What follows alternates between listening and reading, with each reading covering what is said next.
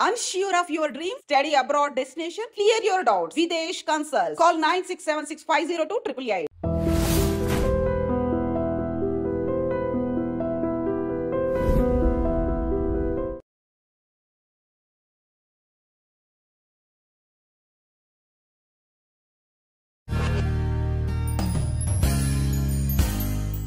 Health secret ఏంటో చెప్పరా? బాహుబలిలో చాలామంది అన్నారనమాట లావుగా ఉన్నారు అని చెప్పి.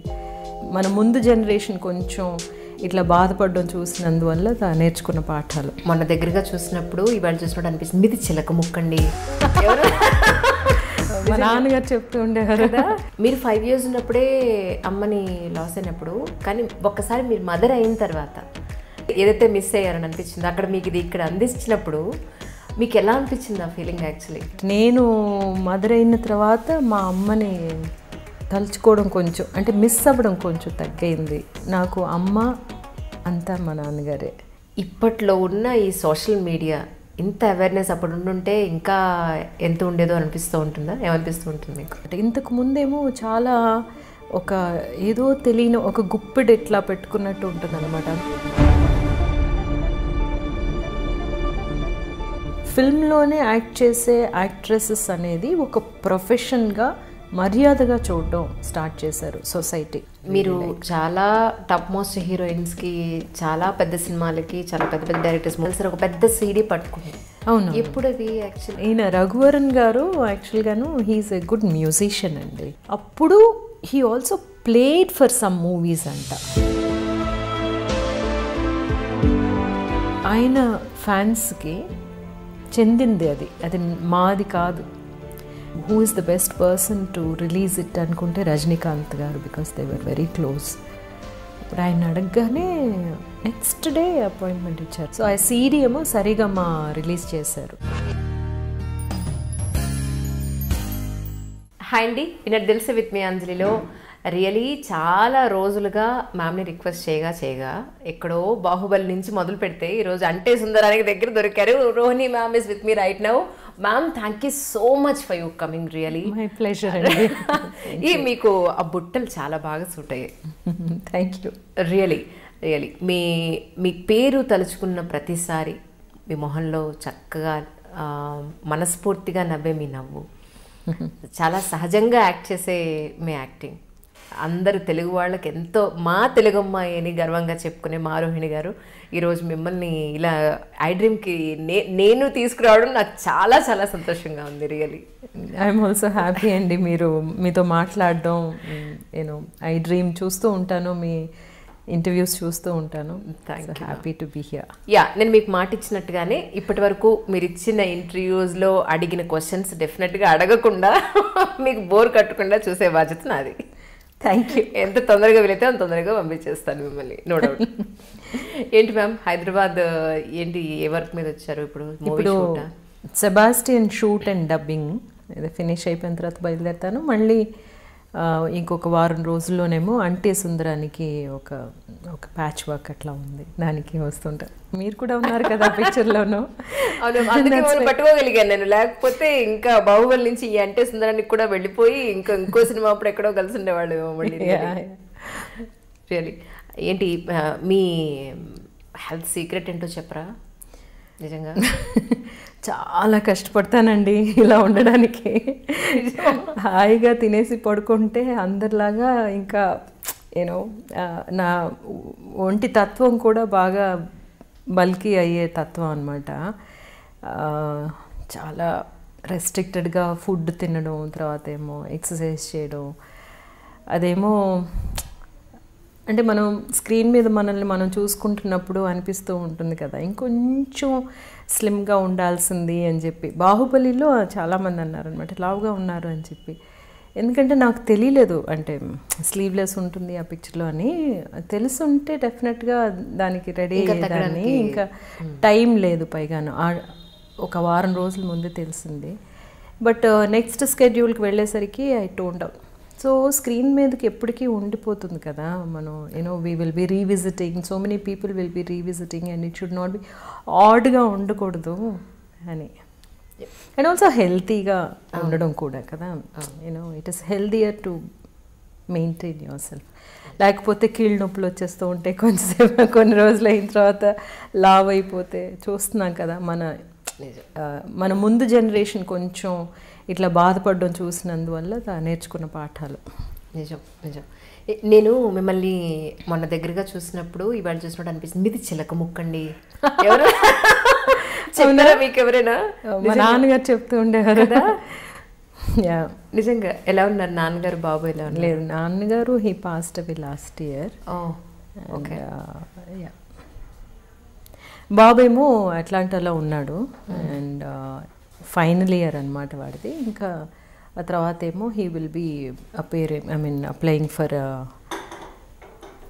Hire studies. Okay okay. నాకు అనిపించింది, నేను అలీగర్ షోలో మీరు మాట్లాడడం, మీ షోస్ అన్నీ చూసాను యాక్చువల్లీ ఎంట్రీ చేసినప్పుడు. జనరల్గా రిపీటెడ్గా సెలబ్రిటీస్ ఎంట్రీస్ ఇచ్చినప్పుడు కూడా ఎక్స్పెక్ట్ చేసేది అదే, అబ్బా అక్కడ చెప్పేశాం కదా మళ్ళీ ఏం మాట్లాడతాం ఇక్కడ అని అనిపిస్తుంది. సో నాకు అనిపించింది ఏంటంటే, మీ విషయంలో మీరు 5 years ఉన్నప్పుడే అమ్మని లాస్ అయినప్పుడు, కానీ ఒక్కసారి మీరు మదర్ అయిన తర్వాత నిజంగా ఆ మదర్హుడ్ని నిజంగా ఆ ఏదైతే మిస్ అయ్యారని అనిపించింది, అక్కడ మీకు ఇది ఇక్కడ అందించినప్పుడు మీకు ఎలా అనిపించింది ఆ ఫీలింగ్? యాక్చువల్గా అది సైకలాజికల్గా కరెక్ట్ అయిన విషయం మీరు అడుగుతున్నది. నేను మదర్ అయినప్పుడే నాకు ఒక కంప్లీషన్ వచ్చింది అనిపింది. Because I use to miss my mother a lot. ప్రతి విషయానికి, ఒక ఆడపిల్లకైతే చాలా ఇంకా ఎక్కువగా అమ్మ కావాలనిపిస్తుంది కదా. బట్ నేను మదర్ అయిన తర్వాత మా అమ్మని తలుచుకోవడం కొంచెం, అంటే మిస్ అవ్వడం కొంచెం తగ్గింది. I don't know how, why. జీవితం మనం చదువుకునేటప్పుడు మనం పేరెంట్స్తో ఉన్నప్పుడు ఒక రకంగా, మనకి పెళ్ళి అయిన తర్వాత ఆ కొత్తగా ఓ పెద్ద టర్నింగ్ పాయింట్ మ్యారేజ్ అనేది. ఆ తర్వాత పిల్లలు పుట్టడం, వాళ్ళ స్కూల్కి వెళ్ళే టైంలో ఒకటి, మళ్ళీ మన నుంచి దూరంగా వెళ్ళిపోయి ఒక ప్రొఫెషన్లో సెటిల్ అయ్యే టైంకి మళ్ళీ మనం ఒంటరి వాళ్ళుగా మిగిలిపోవడం. ఈ జర్నీ అంతా చూసినప్పుడు మీకు ఏమనిపిస్తూ ఉంటుంది? ఇట్స్ బ్యూటిఫుల్ కదా. మనం ఏమో ఒక లైఫ్ని తీసుకొచ్చాము, ఆ లైఫ్కి మనం చాలా రెస్పాన్సిబుల్. వాళ్ళు ఈ ప్రపంచాన్ని ఎట్లా అర్థం చేసుకుంటున్నారో, లేకపోతే ఈ ప్రపంచంలో వాళ్ళు ఎలాంటి మనిషిగా ఉండాలి అన్నదానికి మనం ఏదో ఒక విధంగా వాళ్ళని షేప్ చేస్తూ ఉంటాం.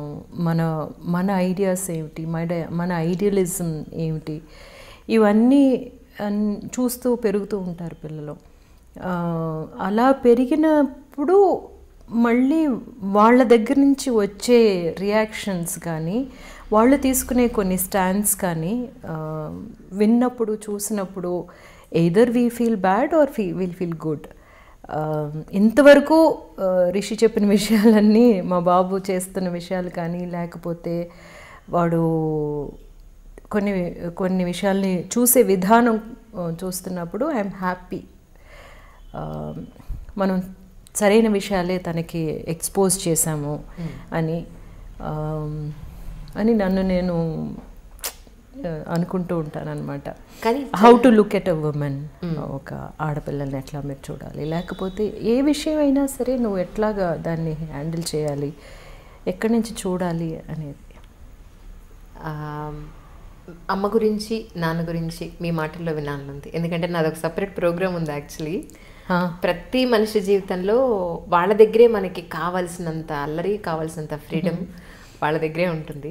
సో అప్పటి రోజులను ఒకసారి గుర్తు చేసుకుని మర్చిపోలేని రోజు అంటే వాళ్ళిద్దరితో మీరు ఏం చెప్తారు? అమ్మ అసలు తెలియదు నాకు. 5 సంవత్సరాలప్పుడు అమ్మ పోయారు కాబట్టి. కానీ నా మనసులో ఉన్న అమ్మ, నేను మా తాతయ్య గారి దగ్గర నుంచి, మిగతా తన ఫ్రెండ్స్ దగ్గర నుంచి విన్న అమ్మ చాలా బ్యూటిఫుల్గా ఒక మనిషి అన్నది మాత్రం తెలుసు. తనకి పాటలు అంటే ఇష్టం అని, తను సంగీతం నోట్స్ రాసుకున్న బుక్స్ ఇంకా నా దగ్గర ఉన్నాయి. అంత అందమైన దస్తూరి అన్నమాట తనది. మా తాతగారికి ఏమో ఒక బట్టలు కొట్టు, తను ఒక్కతే కూతురు. మా తాతగారికి అన్నీ గైడ్ చేసేదంట, లెక్కలు రాయడానికి మాత్రం కానీ, లేకపోతే ఎట్లాగనేది గైడ్ చేసేదట. తనేమో హార్మోనియం నేర్చుకున్నదంట. డార్క్గా ఉంటుంది కానీ చాలా బ్యూటిఫుల్ తన కళ్ళు చాలా నాకు అప్పుడప్పుడు అనిపిస్తుంది, అయ్యో మా అమ్మ కళ్ళు నాకు రాలేదని అనిపిస్తుంది. మా అమ్మ ఇంకో కొంచెం టాల్, కొంచెం కోపం ఎక్కువట. ఇలాగ ఒక అమ్మ చిత్రం నా మనసులో ఉంది. అప్పుడప్పుడు నేనేమో మా అన్నయ్యలతోటి అంటూ ఉంటాను, అన్నయ్య మన పిల్లల్ని చూసినప్పుడు ఎంత సంతోషపడేది కదా అమ్మ అని. అలాగే రిషిని చూస్తున్నప్పుడు కూడా అనుకునేదాన్ని అనమాట, మా అమ్మ ఉంటే వాడిని చూసి ఎలా సంతోషపడేది అని. సో అమ్మ చిత్రం అంటే అదనమాట. నాన్నగారు నాకు అమ్మ అంతా మా నాన్నగారే. సో మా నాన్నగారు నా అల్లరి, నా చిలిపితనం, నా కోపం అన్నీ ఎదుర్కొన్నది మా నాన్నగారే. బట్ నాలోని చాలా మంచి విషయాలు పెట్టింది కూడా నాన్నగారే. చాలా ఆనెస్టీ అన్నది, తర్వాత ఏమో మనం చేసే పని ఎట్లా ఉండాలి అనేది, ఆ పని కోసం మనల్ని మనం ఎట్లా తయారు చేసుకోవాలి అనేది, మిగతా వాళ్ళతో మనం ఎలా బిహేవ్ చేయాలి, తర్వాత లర్నింగ్, లవ్ ఫర్ లర్నింగ్ మా నాన్నగారి దగ్గర ఎక్కువ నేర్చుకున్నాను అనమాట. సో లాస్ట్ వరకు మా నాన్నగారు అట్లాగే ఉన్నారు. నాకు మా నాన్నగారు లాస్ట్ 4 months నా దగ్గర ఉన్నారనమాట. He was bed ridden. ఎవ్వరు తెలిసేవారు కాదు, కానీ నన్ను మాత్రం గుర్తుపెట్టేవారు. సో నేను వెళ్ళి చెప్తాను, నాన్నగారండి వద్దు అంటే ఓకే నా మాట మాత్రం వినేవారు అనమాట. So at one point of time నాన్నగారు బేబీ అయిపోయారు, నేనేమో I did everything for him. Last 4 months నాన్నగారికి స్నానం చేయడం దగ్గర నుంచి, షేవ్ చేయడం దగ్గర నుంచి, తినిపించడం, హెయిర్ కట్ చేయించడం, అంతా 4 months నేను చూశాను నాన్నగారిని. అండ్ అంతవరకు మా అన్నయ్యలు చూశారు. పాండమిక్లోని I had to bring him home అనమాట. అండ్ లాస్ట్ రైట్స్ మా నాన్నగారికి నేనే చేశాను. అవునా? పాండమిక్లో హీ పాస్డ్ అవే. సో మా బ్రదర్స్ ఎవ్వరు రాలేకపోయారు. అవును కదా. So I said I will do it. మా నాన్నగారికి యాక్చువల్గా నేనే అబ్బాయిలాగా ఐ డిడ్ దట్. అప్పుడు ఆ టైంలో మీకు ఎక్కడి నుంచి వ్యతిరేకత రాలేదండి? అబ్బాయిలు వాళ్ళందరూ ఉండగా నువ్వెలా చేస్తావు అని? ఎవరు ఏమంటారండి, అసలు ఎవరేమన్నా కూడా ఆ టైంలోనే మా అన్నయ్యలకి తెలుసు, వాళ్ళు రాలేకపోయారు. అవును. ఒక అన్నయ్య ఏమో యుఎస్లో ఉన్నారు, ఒక అన్నయ్య హైదరాబాద్, ఒక అన్నయ్య ఏమో వైజాగ్ అనమాట. వాళ్ళు ఎవరు రాలేకపోయారు. ఇంకొక తమ్ముడేమో వైజాగ్లో ఉన్నాడు. I did it. నాకు ఎంట్రీ చూసినప్పుడే తెలిసింది బాలాజీ గారు మీ ఫ్యామిలీ మెంబర్ అని చెప్పని. అవునండి. ఆ తర్వాత నేను మీ ఫీచర్స్ కంపేర్ చేయడం మొదలు పెట్టాను. అవును కదా, చాలా ఫీచర్స్ ఉన్నాయి వీళ్ళిద్దరికి అని చెప్పని. అవును. కలుస్తూ ఉంటారండి? యా. ఇక్కడే హైదరాబాద్లో ఉంటున్నట్టున్నారు కదా బాలాజీ గారు వాళ్ళు. That's really nice. అయితే ఇప్పుడు ఆల్మోస్ట్ మీకు ఎన్నో సినిమాలు చూస్తారు, 200 సినిమాలు పైగా మీరు చేశారు బాలనటిగా ఉన్నప్పటి నుంచి యాజ్ ఆన్ టుడే వరకు. ప్రజెంట్ హీరోయిన్స్ ట్రెండ్ కానీ అప్పటి హీరోయిన్స్ ట్రెండ్ కానీ చూసినప్పుడు ఇప్పట్లో ఉన్న ఈ సోషల్ మీడియా ఇంత అవేర్నెస్ అప్పుడు ఉండుంటే ఇంకా ఎంత ఉండేదో అనిపిస్తూ ఉంటుందా? ఏమనిపిస్తూ ఉంటుంది మీకు? సోషల్ మీడియా అనేది ఏమిటండి, యాక్చువల్గా మనమేమో ఇంకొంచెం మన వర్క్నేమో ఎక్కువ మందికి తీసుకెళ్తున్నాం అంతే. తర్వాత మన యాక్టివిటీస్ అనమాట. ఇంతకు ముందేమో చాలా ఒక ఏదో తెలియని ఒక గుప్పెడు ఇట్లా పెట్టుకున్నట్టు ఉంటుంది అనమాట. అందువల్ల మనం ఎక్కడికి వెళ్ళినా సరే ఇంకా ఎక్కువ క్రేజ్ ఉండేది. మా గురించి ఆర్టిస్టుల గురించి తెలుసుకోవడానికి ఎక్కువగా వాళ్ళేమో ఆతృత చూపించేవాళ్ళు. అందువల్ల ఎక్కువగా గాసిపింగ్ ఉండేది. బికాజ్ మా దగ్గరికి వచ్చి అడగలేకపోవడం, ఊరికే వాళ్ళ గురించి ఏదైనా రాయడం అన్నట్టు గాసిపింగ్ ఉండేది. ఇప్పుడు యాక్చువల్గా చూసుకుంటే గాసిపింగ్కి ప్లేసే లేకుండా పోయింది, చూసారా? ఎందుకంటే అందరూ అప్డేట్ చేస్తున్నారు. అండ్ ఇంకొక మంచి విషయం ఇప్పుడు జరిగింది ఏమిటి అంటే, ఫిల్మ్లోనే యాక్ట్ చేసే యాక్ట్రెసెస్ అనేది ఒక ప్రొఫెషన్గా మర్యాదగా చూడడం స్టార్ట్ చేశారు సొసైటీ. ఇంతకుముందు అలా ఉండేది కాదనమాట. మేము హీరోయిన్గా నేను చేసినప్పుడు సినిమాలో యాక్ట్ చేస్తున్న వాళ్ళని అంత మర్యాదగా చూడడం అనేది ఫిమేల్ యాక్టర్స్ని ఉండేది కాదు.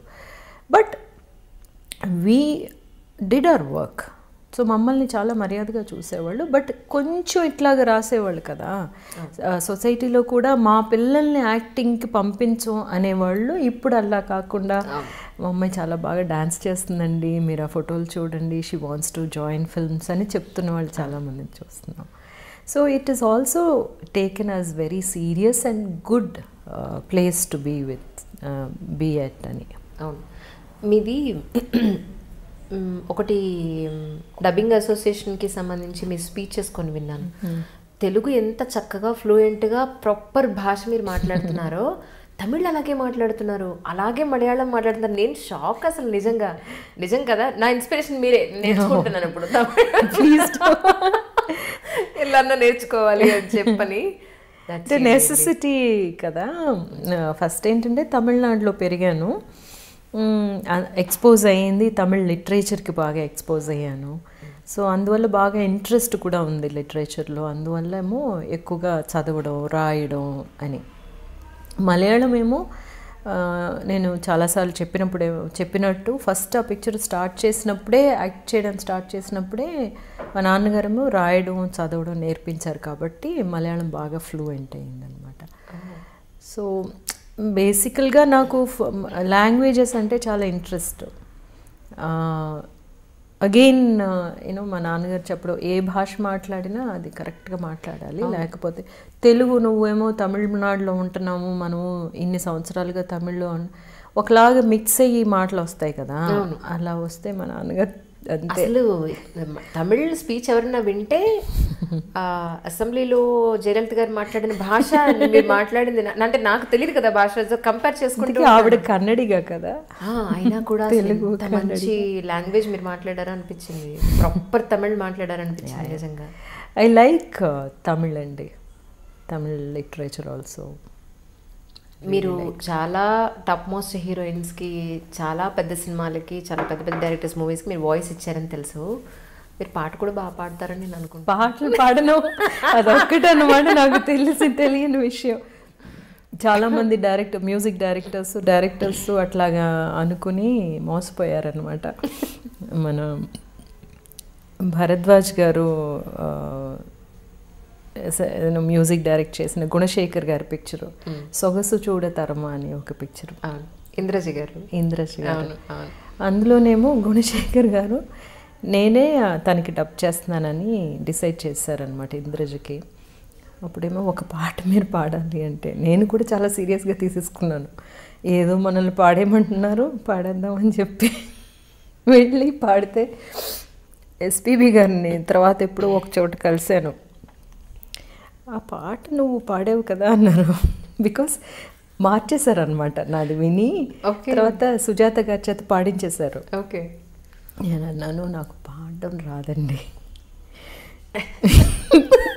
నన్ను ఎందుకు ఇలా తీసుకొచ్చి అంటే, బాలుగారేమో that's the greatness of that man కదా, అసలు ఒక్క నెగిటివ్ వార్త రాదు ఆయన దగ్గర నుంచి. ఆయన ఇంకా ట్రై చేస్తే బాగానే వస్తుంది.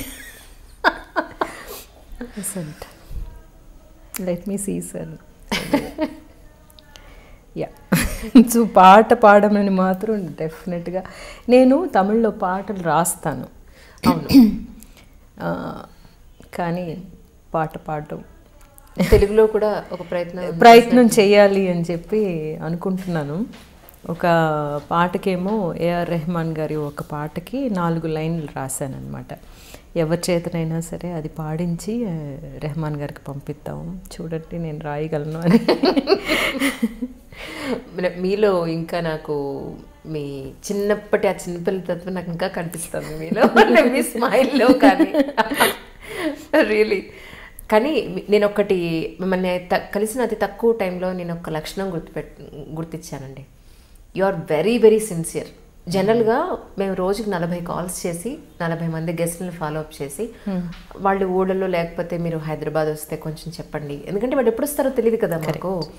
మధ్య మధ్యలో ఫోన్ చేసినా ఇరిటేట్ అయ్యే అవకాశం ఉంటుందని ఓన్లీ వాట్సాప్ ఒకటి భగవంతుడు ఇచ్చాడు, దాని అలా అద్భుతంగా వాడుకుంటున్నాం అనమాట. కానీ మీకు దొరికిన కాస్త టైంలోనే ఇంటిమేట్ చేయడం అనేది నిజంగా it shows your sincerity and your transparency.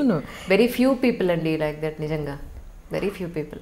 అంటే మీరు మీ టైం స్పెండ్ చేసి అడుగుతున్నారు కదా అంజలి గారు, ఇప్పుడు మనకి కుదిరితే చేద్దాము లేకపోతే లేదు అని చెప్పాలి.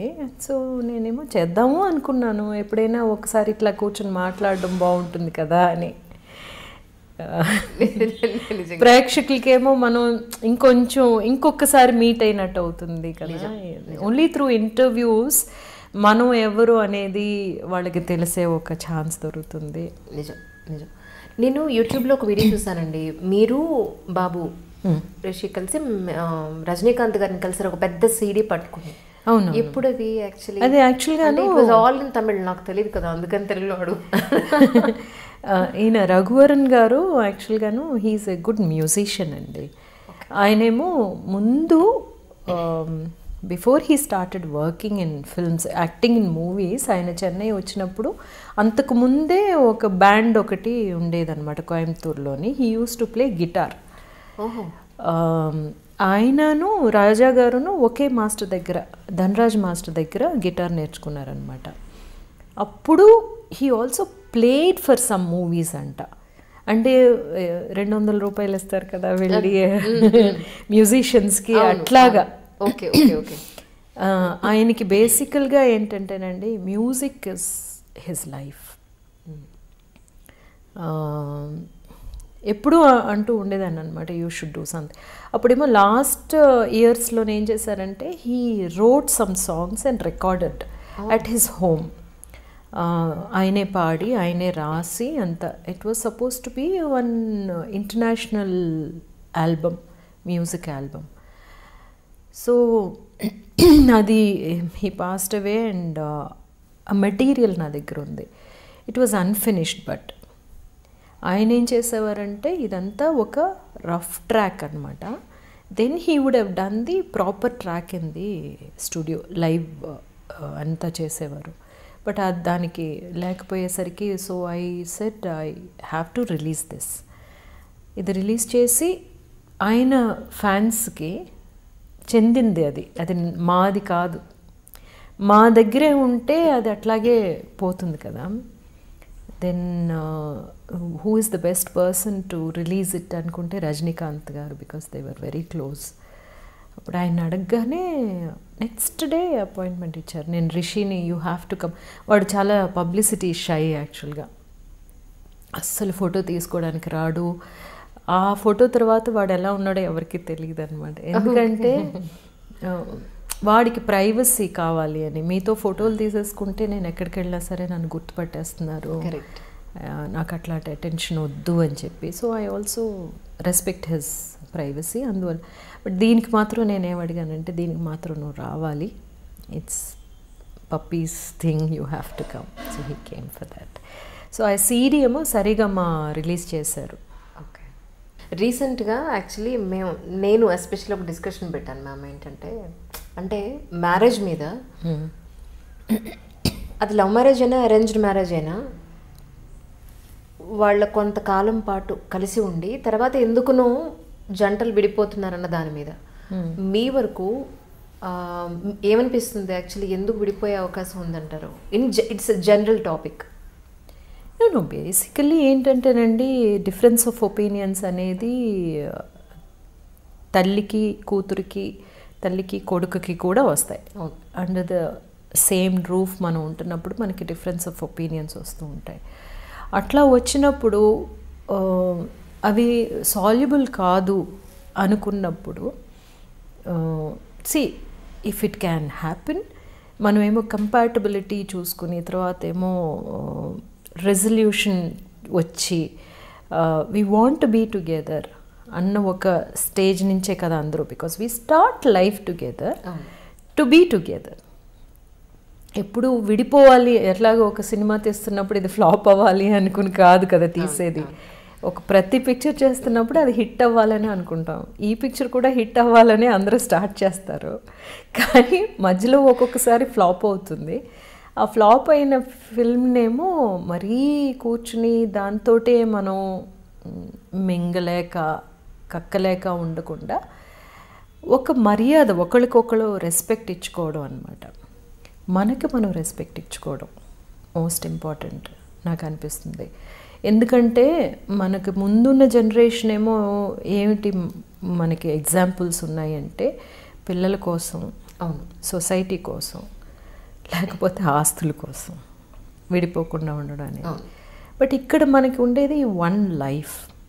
ఇందులో మనకి ప్రశాంతంగా ఉండేటట్టు జీవించలేకపోతే and what are you living for అన్న ఒక సిచ్యువేషన్ వచ్చినప్పుడు మనకి మనం ఇచ్చుకునే ఒక మర్యాద అని అనిపిస్తుంది. ఇప్పుడు అట్లా విడిపోయినందువల్ల ఏమైనా అయిపోతుందా అంటే ఏమీ కాదు. మీరు బాగుంటారు, మనము బాగుంటాము. ఇందులోనేమో అఫ్కోర్స్ చిల్డ్రన్ కొంచెం ఎఫెక్ట్ అవుతారు, కొంచెం కాదు బాగానే ఎఫెక్ట్ అవుతారు. ఆ ఎఫెక్ట్నేమో మనం దేంతోటి కంపేర్ చేసుకోవాలి అంటే మనం అందరూ కలిసి ఉన్నప్పుడు జరిగే డ్యామేజ్ ఎక్కువ ఆ పిల్లలకి, విడిపోయినప్పుడు ఎక్కువ డ్యామేజ్ అని చూసుకుంటే, కలిసి ఉంటే ఎక్కువ డ్యామేజ్ అంటే it is not good. So difference of opinions ఎక్కడైనా జరుగుతాయి కదా. కానీ రీసెంట్గా ఇంట్లో పెద్దవాళ్ళు కానీ మన బిఫోర్ జనరేషన్ కానీ అమ్మాయి కాంప్రమైజ్ అయితేనే సంసారం నిలబడుతుంది, లేకపోతే నిలబడకపోతే డివోర్స్ అయ్యి ఇద్దరు సపరేట్ అయితే అల్టిమేట్లీ సఫర్ అయ్యేది, తనకే ఎక్కువ నష్టం అనే మనకి నూరిపోసారు ఇన్నాళ్ళు.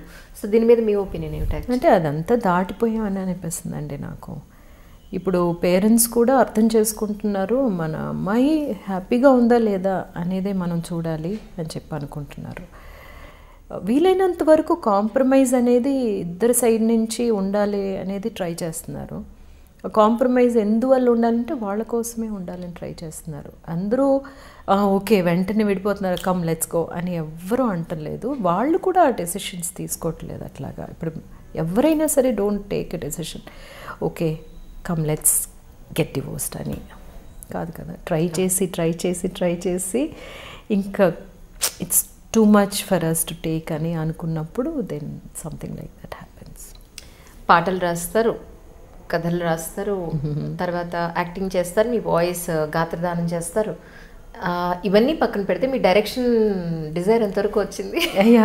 ఫిల్మ్ ఏమో యాక్చువల్గా రేపు నేను ముంబై వెళ్తున్నాను. కొంచెం మధ్యలోనేమో ఒక ఫినాన్షియల్ రీజన్స్ వల్ల పిక్చర్ ఏమో ఇంకా ఫినిష్ అవ్వకుండా ఉంది. ఈ next week I'm taking first copy of my Tamil film which I directed అనమాట, అప్పావిన్ మీసై అని చెప్పి. So Resul Pookutty is doing the sound designing. Okay. So రేపేమో ముంబై వెళ్తున్నాను. ఓటీటీ వచ్చినందువల్ల ఇంకొంచెం ఆపర్చునిటీస్ అవును ఉన్నాయి కాబట్టి, అవకాశాలు ఉన్నాయి కాబట్టి ఇప్పుడు ఇంకొంచెం తొందరగా తీసుకొచ్చేయచ్చు. తర్వాత నెక్స్ట్ ఫిల్మ్ ప్లాన్ చేయాలి అని. తెలుగులో చేసే అవకాశం ఉందండి?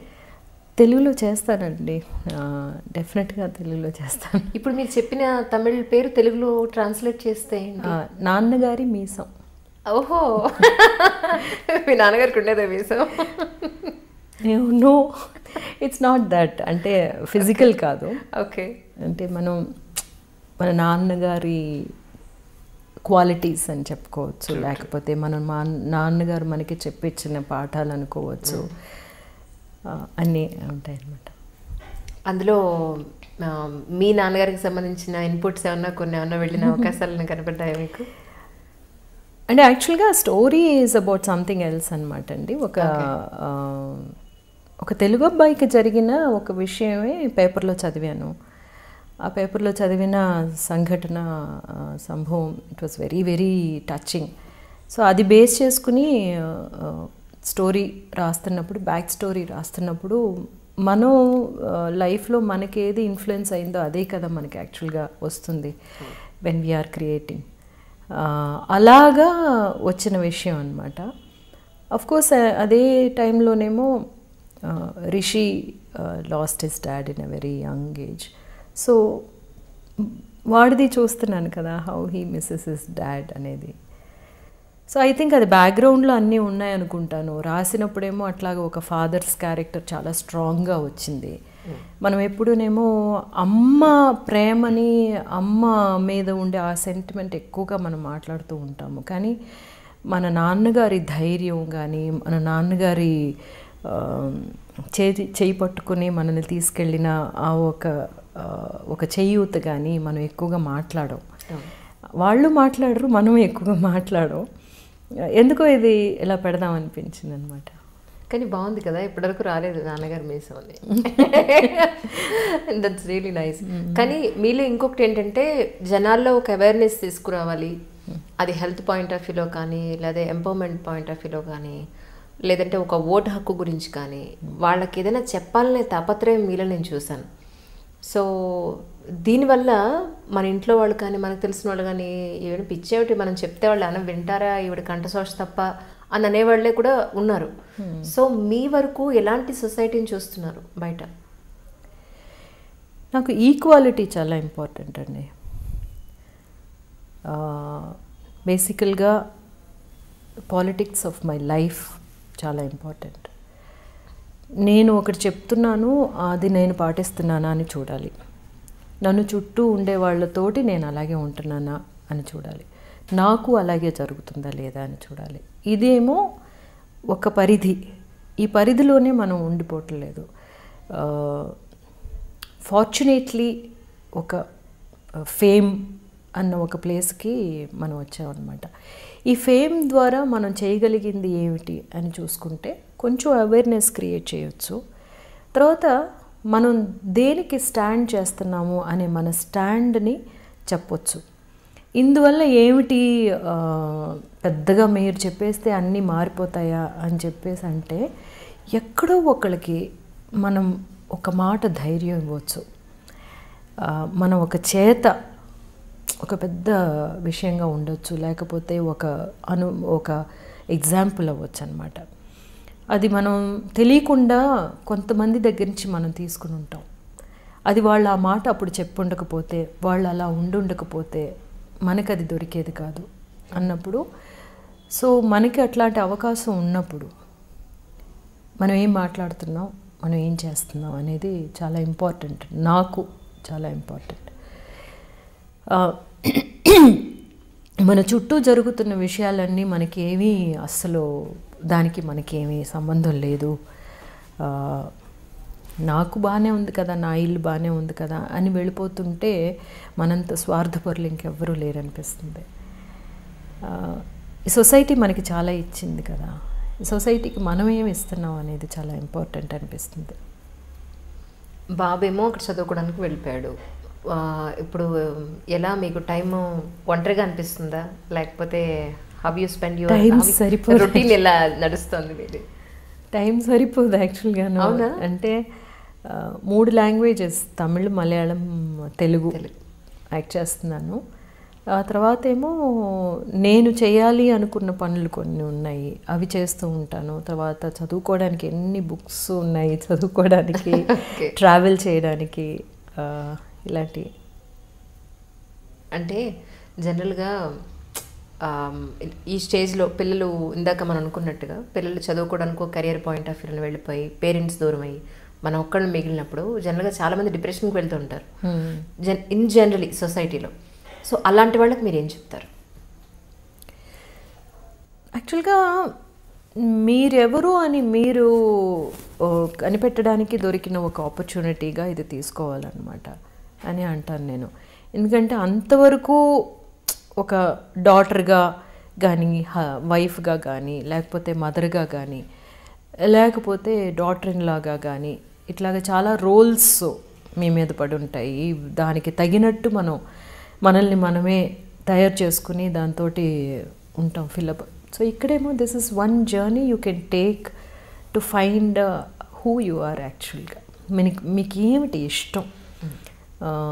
చాలామందికి చాలా ఇష్టాలు ఉండుంటాయి, పాట నేర్చుకోవాలని, కానీ నాలాగా. సో మ్యూజిక్ నేర్చుకోండి, లేకపోతే ఎక్కడికైనా వెళ్ళాలని ఉందా వెళ్ళండి. ఈ ప్రపంచంలో ఎన్ని ఊళ్ళు ఉన్నాయి చూడడానికి, ఎంతమంది మనుషులు ఉన్నారు కనెక్ట్ అవ్వడానికి, ఎన్ని కల్చర్స్ ఉన్నాయి తెలుసుకోవడానికి, అన్నీ చూసి వస్తే మన ఊరు మాత్రమే కాదు కదా, అదొక చిన్న సర్కిల్లో ఉండిపోతే దాంతోటే మన జీవితం అయిపోయింది అనుకుంటే it's such a waste. So what about భక్తి అండి? దేవుణ్ణి నమ్ముతారా మీరు? అవునా? అస్సలు పోనీ ఏదో ఒక పవర్ ఉంది అని అదే ఒక దండం పెట్టుకోవడము? నేచర్ని నమ్ముతానండి. నేచర్కి సంబంధించిన అన్ని విషయాలు నాకు చాలా పెద్ద ఇదన్నమాట. నేచర్ని మనం చాలా జాగ్రత్తగా చూసుకోవాలి అనేది. దానికి యాక్చువల్గా నా యాక్టివిటీస్ అని చూసుకుంటేనేమో అవే అన్నమాట ఎక్కువ చేస్తూ ఉంటాం మేము. వాటర్ బాడీస్ గురించి తెలుసుకోవడం, వాటర్ బాడీస్ని రికవర్ చేయడానికి ఏం చేయాలి మనం తెలుసుకోవడం, లేకపోతే ఫార్మింగ్ వ్యవసాయం ఎట్లా ఉండాలి, ఏం జరుగుతుంది ఇప్పుడు అని తెలుసుకోవడం. Because it's all based on nature కదా అంతాను. మనం ఏదో ఊసిపోక రాకెట్లు వదులుతున్నాం, సినిమాలు తీస్తున్నాం, కానీ ఈ భూమి మీద మనం ఉన్నది